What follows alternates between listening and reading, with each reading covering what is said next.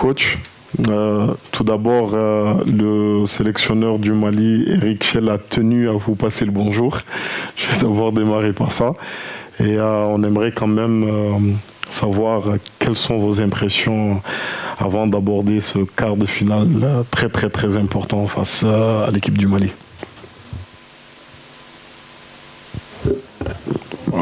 Pardon. Bonjour à tous déjà. On va dire qu'après la qualification contre le Sénégal, on a repris un peu de couleur. On avait fait un premier tour assez compliqué, on avait eu des jours difficiles.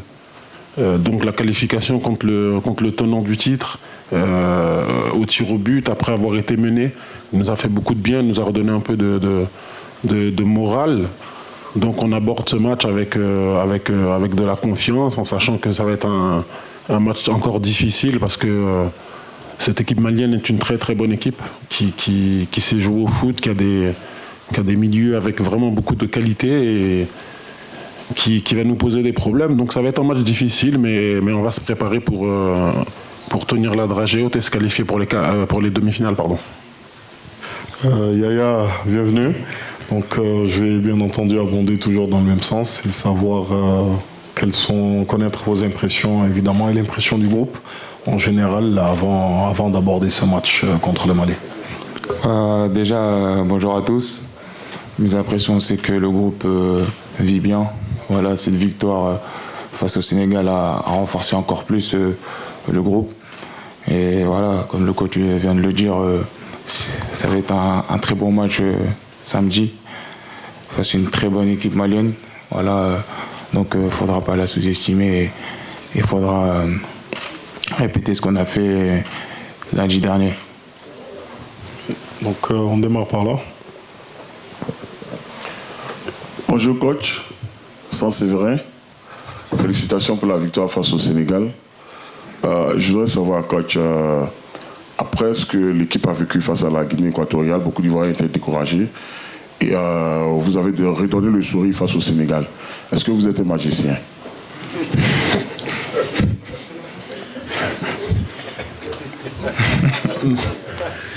Un magicien, non, je pense pas. J'ai jamais fait de tour de magie à mes filles, donc si j'étais un magicien, je pense que j'aurais fait profiter en premier mes filles. Non, je suis pas un magicien. Je suis un jeune entraîneur qui connaît le groupe, qui vit avec le groupe depuis 1 an et demi. Et après le drame contre la Guinée équatoriale, il fallait donner un peu de confiance au groupe, il fallait retrouver un état d'esprit.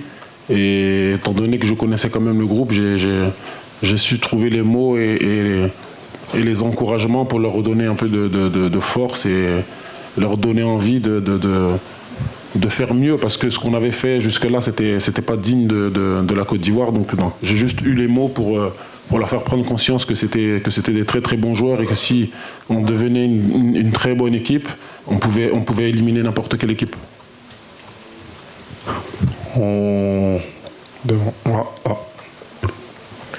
César Yao, Radio de la Paix Côte d'Ivoire. Alors, qu'est-ce que vous redoutez le plus dans cette équipe malienne? Déjà, c'est une équipe qui a en confiance. Elle a fait un bon tournoi jusque-là. Je trouve qu'elle est montée en puissance parce qu'elle avait commencé dans la douleur contre l'Afrique du Sud. Elle avait eu beaucoup de mal, surtout en première mi-temps. Et puis au fur et à mesure des matchs, ils ont pris confiance. Leur point fort, à mon sens, c'est quand même leur milieu de terrain. C'est vrai qu'ils ont ces 4 milieux de terrain qui ont vraiment beaucoup de qualité, qui sont très très complémentaires. On sent que c'est des joueurs qui jouent ensemble depuis longtemps, qui sont techniques, qui sont vifs, qui posent assez de problèmes avec leur attaquant là, Sinayogo, qui est en pleine forme et en pleine réussite, qui marque des buts, qui est en pleine confiance aussi. Donc c'est une équipe qui est en confiance et qui a de la qualité technique, qui aime avoir le ballon. Donc on va se préparer pour affronter ce genre d'équipe.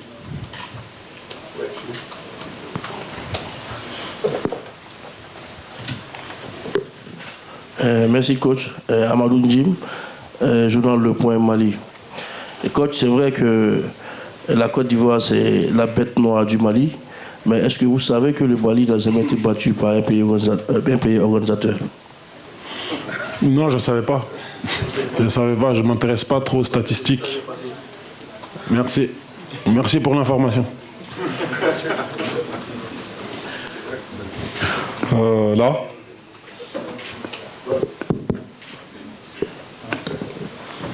Le coach, bonjour, Serge Dakouri, Radio Côte d'Ivoire, groupe RTI.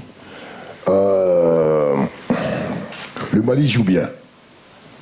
Comme vous l'avez dit, le milieu de terrain, Kamori Doumbia, Lassana Koulibaly, Nos Adama Traoré et le 4e Aïdara Mamadou.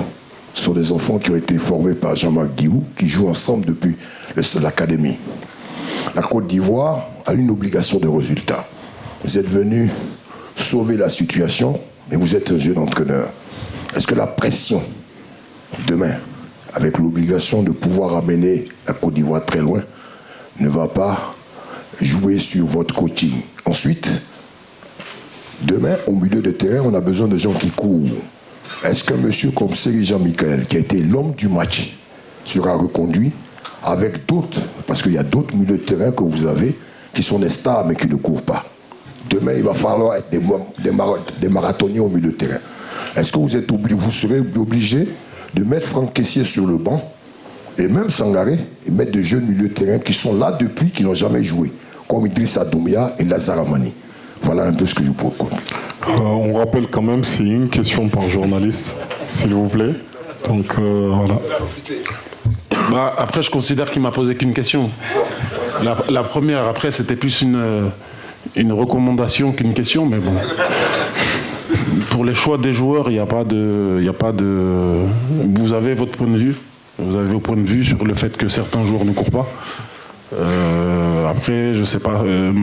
Ibra et Seko ont couru contre le Sénégal. Quand Franck est rentré, il a aussi couru contre le Sénégal. Donc bon, moi je ne connaissais pas ces joueurs-là qui ne courent pas. Après, non, on va préparer une équipe pour jouer contre le Mali, mais aussi en tenant compte de nos qualités à nous. On ne va pas regarder que le Mali pour faire notre équipe. Non, on a des forces aussi. Et il faudra... Le plus important, c'est qu'on soit aussi solidaire, aussi compact qu'on l'a été contre le Sénégal. Et après, on a des qualités à mettre en valeur. Et je sais que nos joueurs seront au rendez-vous et ils répondront présents face au défi malien. Là, mais s'il vous plaît, n'oubliez pas que le joueur est là aussi. Que je crois que c'est pas déplacé pour rien. Bonjour coach. Je suis Kazmi Djezou, Fraternité Matin. Je voudrais savoir comment se porte votre groupe. Y a-t-il des blessés, notamment le cas de Haller? Est-ce qu'il se porte à merveille? Ouais, le groupe, tout le monde est OK. Comme l'a dit Yaya tout à l'heure, le groupe vit bien, le groupe se porte bien. On a repris des couleurs après la qualification contre le Sénégal. Donc on n'a aucun blessé à déplorer, ce qui est une très bonne chose. Et Haller continue à se sentir de mieux en mieux et sera sélectionnable pour le match de demain.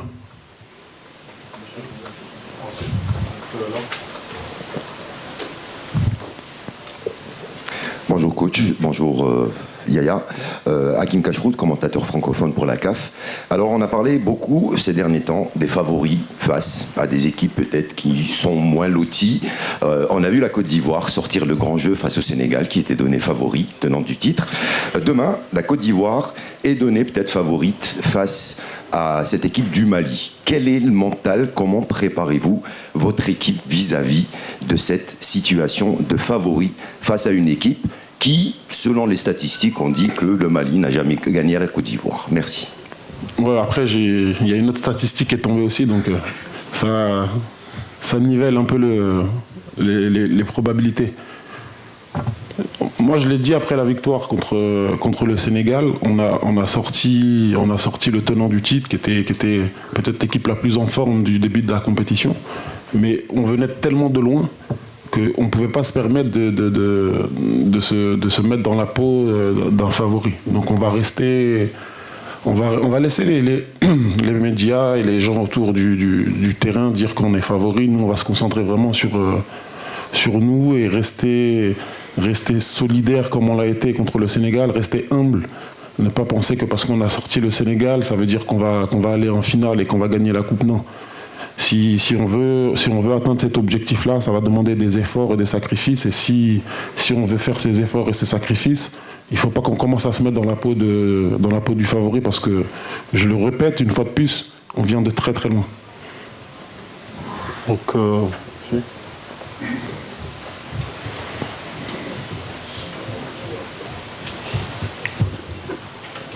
Bonjour coach, bonjour Yaya.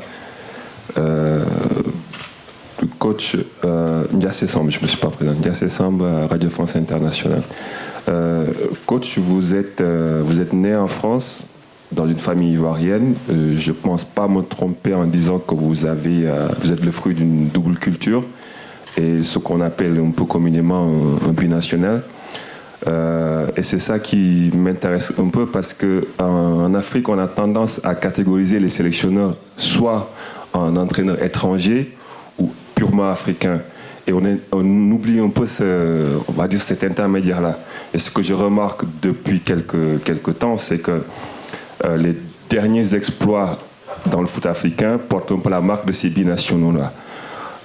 Belmadi en 2019, Aliou Cissé en 2022 et Regragui avec la Coupe du Monde.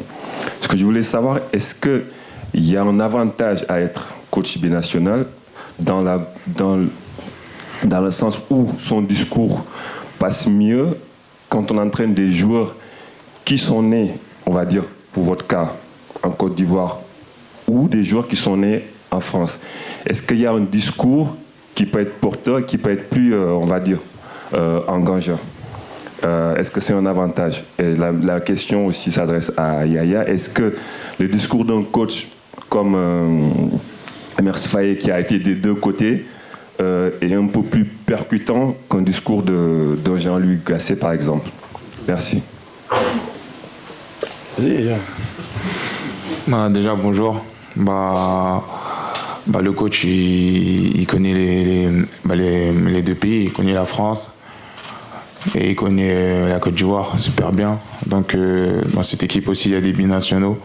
Donc, je pense qu'il arrive à faire la part des choses et il arrive à comprendre chacun des joueurs. Je pense. Après, pour compléter, je ne pense pas qu'il y ait un avantage ou un inconvénient à être binational ou pur, c'est ça que vous avez dit? Être plutôt entraîneur étranger, quand vous êtes binational, peut-être que vous avez plus un avantage par rapport à un entraîneur étranger qui n'a pas vécu forcément dans le pays, ou un entraîneur purement africain qui n'a peut-être pas eu la chance d'avoir vécu aussi Est-ce que... Non, franchement, je pense pas qu'il y ait... Au-delà de l'aspect technique, non. Franchement, sur l'aspect psychologique, non, je pense pas. Moi, la chance que j'ai, moi, c'est de connaître le contexte de la compétition, surtout. Je pense que c'est pas un problème de binational ou étranger. Je pense que c'est plus un problème de connaître le contexte de la compétition. Et aujourd'hui, on fait une CAN chez nous. Il faut aussi connaître le contexte de la Côte d'Ivoire pour être prêt à vivre cette compétition. Après, par rapport aux joueurs, c'est pareil, il y a des binationaux aussi dans l'équipe, il y a des joueurs qui sont nés en Côte d'Ivoire, mais ils sont tous en Europe, ils évoluent tous en Europe, donc il n'y a pas de problème de culture ou de quoi que ce soit par rapport à ça. Donc j'ai pas besoin d'avoir deux discours.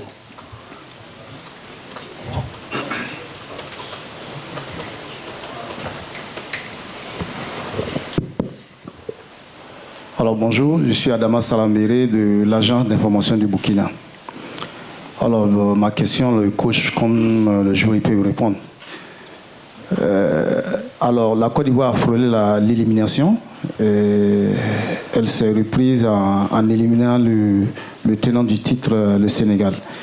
Le coach Faye a eu un discours après cette élimination du Sénégal. Vous avez placé la barre haute. Si vous ne pouvez pas monter, restez au moins constant.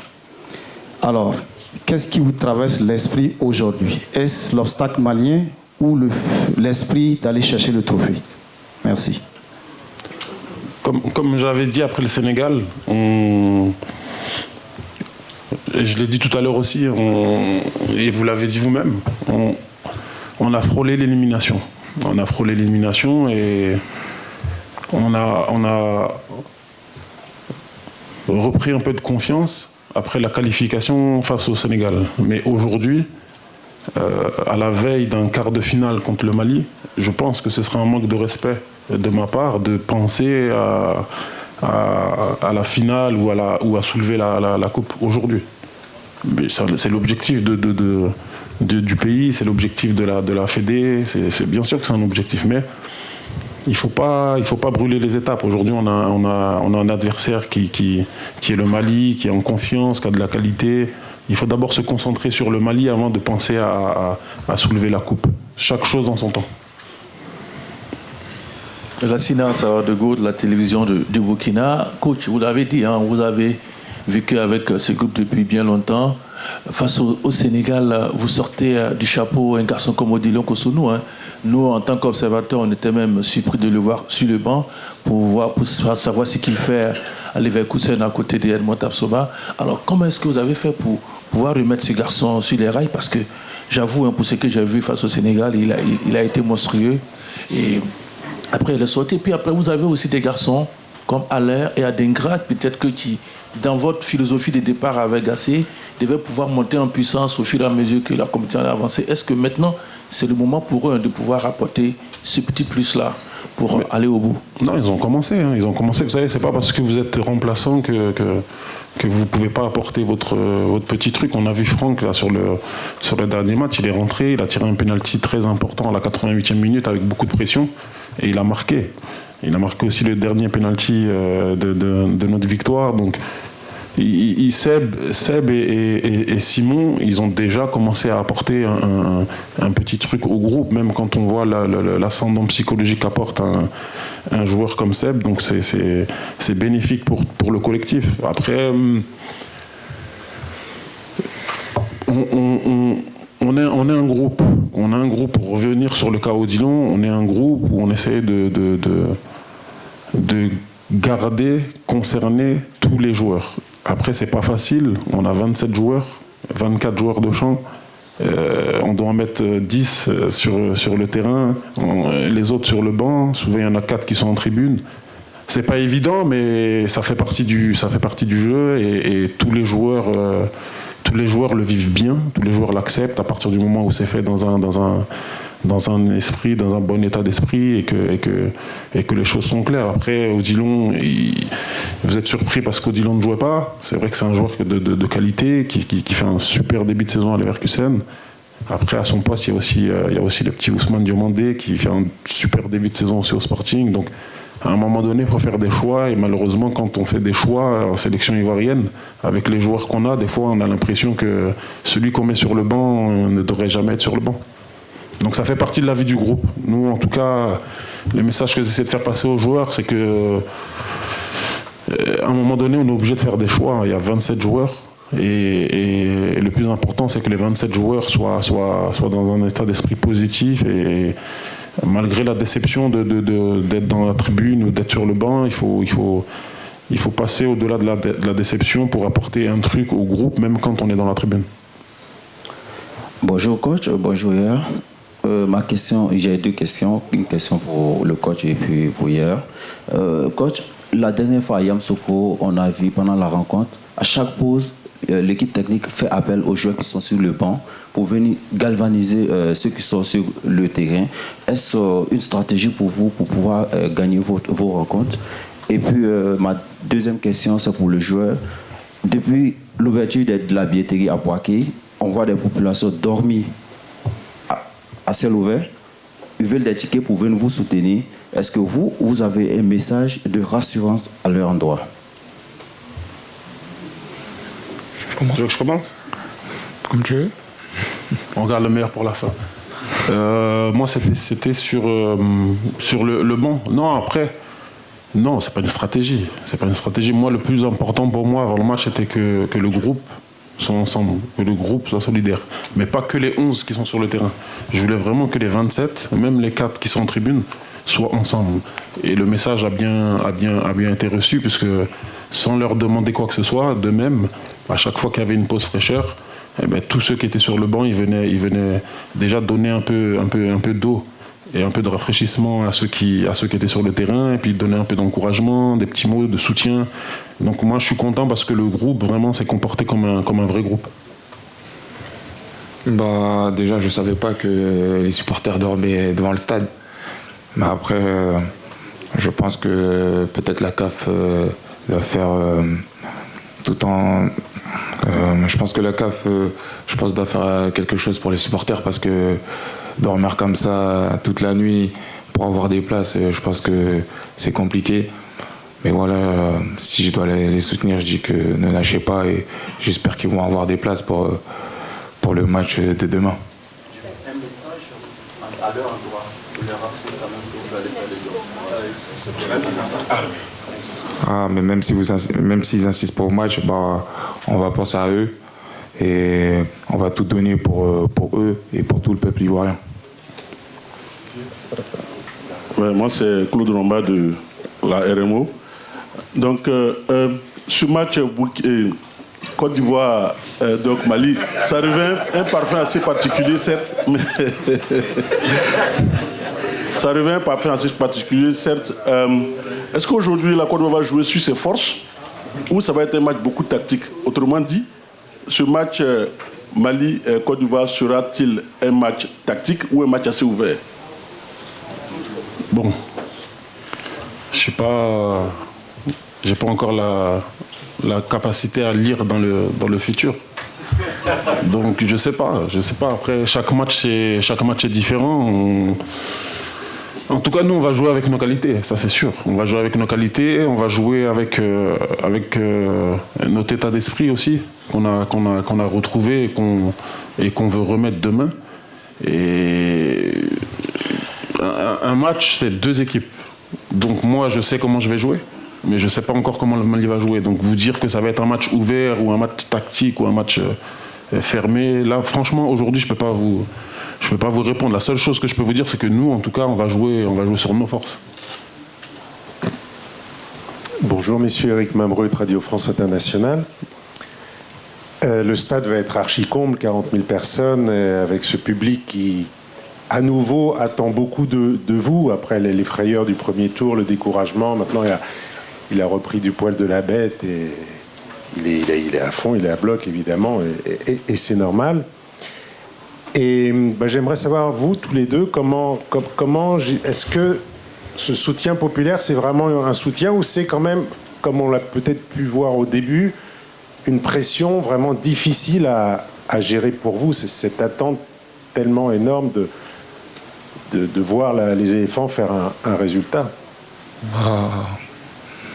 Déjà, bonjour. Je pense que c'est pas une pression. Je pense que c'est plus un soutien. Voilà, je pense qu'on a besoin de ses supporters.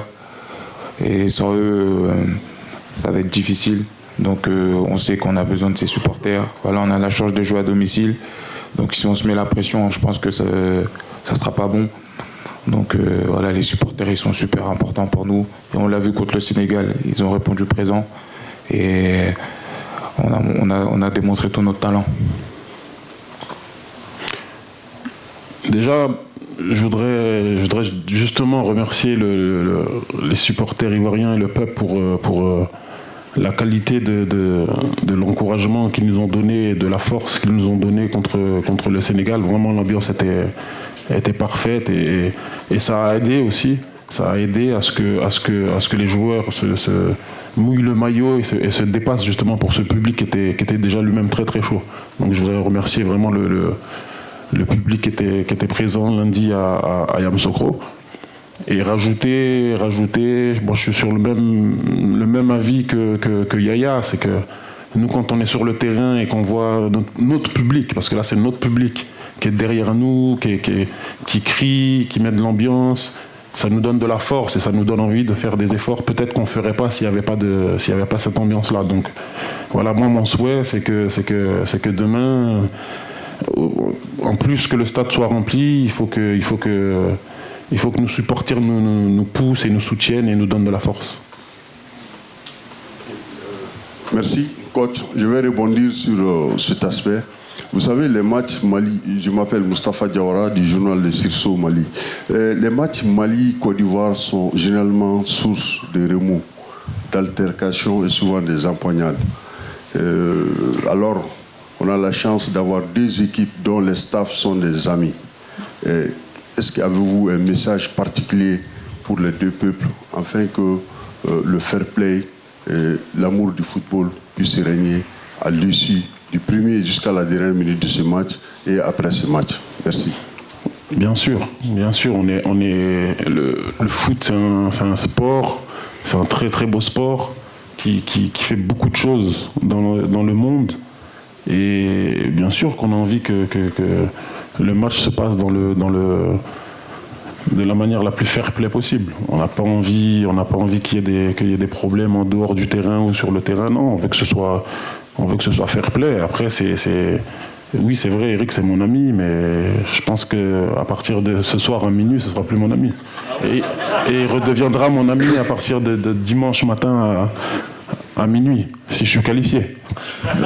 Mais non, après non, ce sera un match engagé, ce sera un match avec de la tension aussi, parce qu'il y a les deux équipes veulent se qualifier pour les demi, les deux équipes ont de la qualité, donc il y aura de la tension, mais après on restera dans le fair play et ce sera vraiment le meilleur qui gagnera. Il n'y aura pas de soucis sur ce niveau-là. Et j'espère que les deux peuples sont dans cet état d'esprit-là. Voilà, c'est un sport avant tout. La CAN, c'est une fête continentale. C'est la fête de l'Afrique, c'est la fête du football africain. Donc il faut que nous, en tant qu'acteurs directs de cette compétition, il faut qu'on donne un bon message et qu'on montre l'exemple, à savoir que c'est un sport et que c'est un jeu.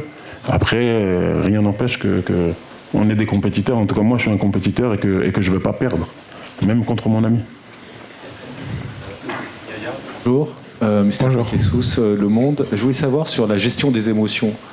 Après une telle défaite face à la Guinée-Équatoriale, puis attendre au dernier moment sa qualif, puis la résurrection face au Maroc, comment on arrive sur un plan émotionnel, mental, à ça ne déborde pas et à rester concentré, justement, coach aussi, la part mentale par rapport à ce match qui va se dérouler demain face à la Côte d'Ivoire. Je vous remercie. Quand on arrive, on est croyant. En vérité, on est dans le groupe, tout le monde est croyant. Voilà, on s'en remet à Dieu. Voilà, on sait que tout ce que Dieu fait est bon. Donc voilà, après avant le match du Maroc, c'est vrai qu'on était sous tension parce qu'on ne dépendait pas de nous. Et voilà, dès que le match du Maroc a été positif pour nous, ça a été facile de switcher, voilà, parce qu'on savait qu'on n'avait pas fait les choses bien en match de poule. On savait qu'on voulait se rattraper. Et voilà, en plus on a un groupe de caractère, on a des joueurs d'expérience. Donc pour les jeunes, ça a été plus facile. Donc voilà, on a vite switché et ça nous a fait du bien et on est très heureux aujourd'hui. Ouais, la part du mental dans le foot, c'est important aujourd'hui. Il y a tellement d'émotions, il y a tellement de trucs à gérer autour du terrain que souvent c'est les joueurs pas forcément les joueurs les plus talentueux, mais les joueurs les plus forts mentalement qui réussissent. Et nous, quand jeudi on fait la première séance d'entraînement pour préparer le match du Sénégal, on sentait encore un peu de fébrilité. On sentait qu'on était encore un peu touché par ce qu'on avait vécu entre le lundi soir de notre match contre la Guinée équatoriale et le mercredi soir le match du Maroc qui nous qualifie. Donc après il faut se remettre dans le bain, faut se remettre dans la compétition et finalement tu te dis que t'as presque plus rien à craindre en fait, parce que t'étais lundi soir après le match contre la Guinée équatoriale, t'étais éliminé, t'étais mort, et mercredi soir tu ressuscites. Donc ça te donne la force pour te dire que Il faut pas que je me retrouve dans ce même genre de situation et que je donne tout pour ne pas avoir de regrets. C'était le message qui a fait en sorte que le groupe reprenne un peu la confiance. C'est qu'il y en a plusieurs d'entre vous qui auraient vraiment voulu poser des questions. Malheureusement, cette conférence, tout ça touche à sa fin. On vous remercie, coach Emer Sfaye. On remercie Yaya Fofana d'avoir été parmi nous. Et bonne chance pour le match de demain. Merci à tous et à demain. Merci, chers journalistes. Merci.